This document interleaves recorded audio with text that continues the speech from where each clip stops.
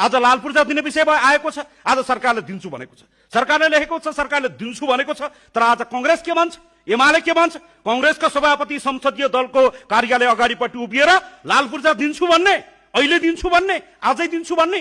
गरिबहरूलाई लाल पूर्जा दिँदै गरेर कांग्रेसले विरोध गर्ने भन्ने हुन्छ, एमाले विरोध गर्ने भन्ने हुन्छ, माओवादीले विरोध गर्ने भन्ने हुन्छ। अहिले मानिसहरूले बजारमा यसो कतै कता भुइँया फैलाएको देख्छु। कांग्रेस यो राष्ट्रसभाको सभापतिले त छाती थाप्छु भन्नुहुन्थ्यो, खगेन्द्र सुनारले बाँके 3 नम्बर क्षेत्रमा छाती थाप्छु भन्थे, कहाँ गयो भनेका छन्? रवि लामी छाने अहिले पनि छाती थाप्न तयार हुनुहुन्छ, गर्दन थाप्न तयार हुनुहुन्छ, काँध थाप्न तयार हुनुहुन्छ।